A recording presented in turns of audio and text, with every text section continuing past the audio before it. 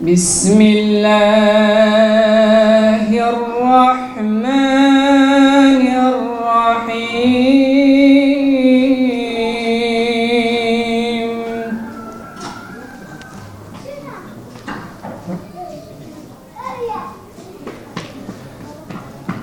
وَلِلَّهِ مُلْكُ السَّمَاوَاتِ وَالْأَرْضِ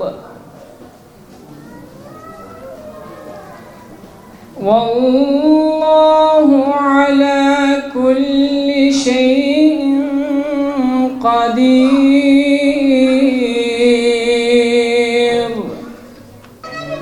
Eylül 2019 tarihinden bu yana memleket genelinde ayda bir düzenlenen ideal eğitim seminerlerinin 4.'sünü gerçekleştirmiş bulunuyoruz. Bu seminerlerimizde evlilik, aile kurumu, çocuk eğitimi, neslin muhafazası, ahlaki yozlaşma, sosyal medya kullanımı, uyuşturucu kullanımı ve madde bağımlılığı, bilinçli bir toplum inşası ve ideal insan konuları işlenmekte olup şu ana kadar birçok yerde bu konular işlendi. Biz bir dünyada yaşıyoruz. Bu dünyaya biz ne verebiliriz? Söz oraya getirmek istiyorum. Bizde Seyyid Kutub'un da Mevdudi'nin de söylediği bir şey var. Biz öyle bir şey sunmalıyız ki bu dünyaya ötekilerde olmalı.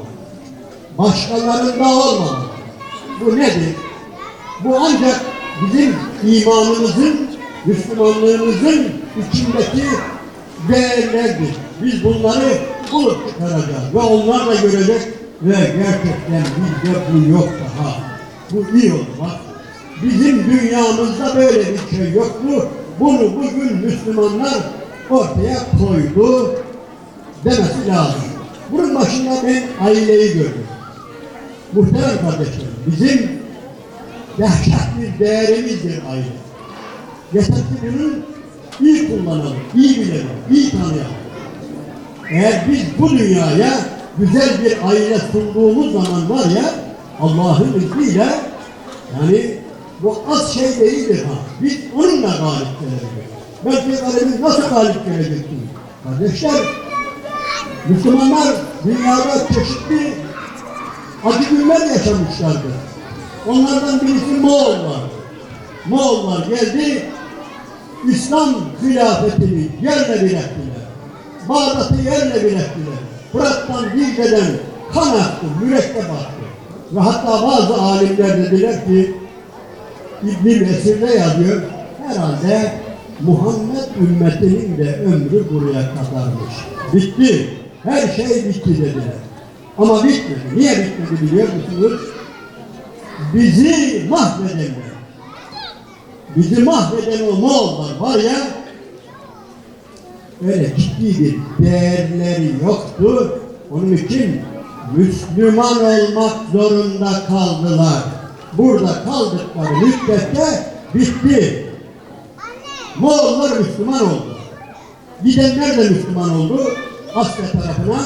Kalanlar da Müslüman oldular. Niye? Sadece silahları vardı. Bir değerleri yoktu. Bu dünyaya sunacakları bir değerleri olmadığı için Müslüman olmak zorunda kaldılar. Belki kalbimize gidebilir ama ben bir el işi bırakalım demiyorum. Ben Haçlı sürülerini buradan çıkarmayalım demiyorum. Ama unutmayalım ki Müslüman yapabiliriz onu. Olabilirler. Oluyorlar. Bunun zıttı da hiç olmuyor. Hiçbir Müslüman ülkede, ne Irak'ta, ne Suriye'de, ne Afganistan'da ben şöyle bir olay okumadım. Müslümanlar baktılar, ya bu Amerika, bu Avrupa, bu İngiltere, bu Fransa nasıl adamlar, nasıl zekiler, yani bunlar nasıl öyle icatları var? O halde bunlar doğru yolda, biz o halde onların dinine girelim diyen bir tek Müslüman yoktur. Niye? Evet, gökten ölüm yağdırabilirsin. Ama bu onların doğru yolda olduğunu göstermez. Ama nice işgal sürülerinden yani azar azar da olsa Müslüman olanları durmadan okuyoruz. Bir şey daha söyleyeyim, çok tekrarladığım bir şey. Evet, bugün dünyayı bu şekilde mahvup perişan ediyorlar. Ama kiliseleri de tıkır tıkır boşalıyor. Bu çok önemli bir olay. Ve Müslümanlar da ilginçtir. Böylesine mağlup durumda olmalarına rağmen, böylesine kanlarının akmasına, petrollerinin gitmesine rağmen İslam dünyada, şu anda, bu dünyada, bugün en hızlı yayılan din İslam'dır. İslam'ın hiçbir rakibi yoktur. Bugün ha, dikkat edin. O eski günlerde, o fetih günlerinde değil, bugün bile bu böyledir. Bunun için muhterem kardeşler, ben diyorum ki şu aile var ya, çok ciddi bir güçtür. Aile gibi güçlü bir silah yoktur. Bunu unutmayalım. Bunu hiç asla unutmayalım.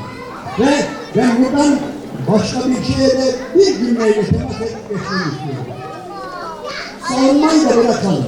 Ölüyoruz, bitiyoruz, aman ha geliyorlar bizim ailemizi çökertecekler. Tamam, tehlike var ama hiç korkma. Hücuma geçin. En güzel savunma hücumdur. Hücumdur. Güzel ailelerle arzı endam etmektir. Güzel, ideal ailelerle sahneye çıkmaktır. Meydana çıkmaktır. Bu çok önemlidir. Ve bundan daha güçlü bir silah yoktur. Kardeşler, Allah-u Teala cennetteki eşleri, bayanları anlatırken ezvâcun mudahharatun, pırıl pırıl eşler. Avrupa bunu bilemez. Batı bilemez bunu. Güvenilir eş nedir? Ne erkeği bilir Avrupalı'nın, ne kadını bilir. Ama bizim yuvalarımız öyle bir yuvadır ki Allah'ın izniyle tabii daha da iyi olmalıdır. Nedir? Herkes emindir. Bayan emindir. Evet, sabahleyin erkenden çıkar kocası ama akşam eve pırıl pırıl geleceğinden emindir. Benim eşim dışarıda hiç kimseye bakmaz. Hiç kimseye bakmaz der. Hiç kimseye gönlünü gözünü kaptırmaz diye düşünen bir eş düşünün. Bundan daha mutlu biri olabilir mi muhteremler? Zaten Rabbimiz bize bunu cennetteki eşleri anlatırken zaten onları bize ideal olarak gösteriyor. Bu var ya, bunu böyle az bir değer zannetmeyin. Sabahleyin evini terk eden, akşam geç saatlerde gelen Müslüman erkek de evinden emindir. Öyle emindir ki, öylesine emindir ki zerre kadar aklına hiçbir şey gelmez. Ben gidiyorum ama evim, eşim ne yapacak demez. Kardeşler, siz bunu var ya böyle basit bir olay olarak görmeyin. Bugün Batı bundan mahrumdur. Bunun tadını bilmez, bunun zevkini bilmez.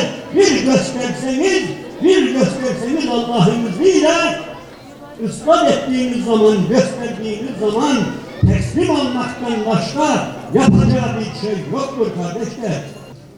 Şu an dünyaya hükmeden bir anlayış var, bir yaşam tarzı var, bir dünya görüşü var.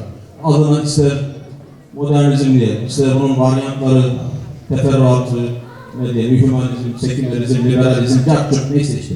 Şu an dünyaya hükmeden batılı bir düzen var. Bakın modernite 5 şeyi mahvediyor. Bunu sürekli tekrar ediyorum. Çok önemli olduğu için söylüyorum. 5A diyorum ben bunu. 5A'yı mahvediyor. Yıkıyor, tahrip ediyor. Birincisi, birinci A, anlamları mahvediyor. Anlamı tahrip ediyor. Değersizleştiriyor. İnsana dair, varlığa dair, hakikate dair manalar siliniyor. Anlamsızlaştırıyor, kıymetsizleştiriyor. Bakın, şimdi geleceğim belki ama sırayla önce onları sayayım. İkinci A, aidiyeti mahvediyor. Aidiyet, aile aidiyeti, millet aidiyeti, ümmet, cemiyet aidiyeti, aidiyetleri tahrip ediyor. Üçüncüsü ayarları mahvediyor, ayarları bozuyor. Cinsiyetin ayarlarını bozuyor. Mesela güncel bir konu olduğu için söylüyorum. Cinsiyetin ayarlarını bozuyor. Kadının ayarlarını bozuyor. Erkeğin ayarını bozuyor. Ailenin ayarını bozuyor. Piyasanın ayarını bozuyor. Ayarları tahrip ediyor. Fıtratı tahrip ediyor.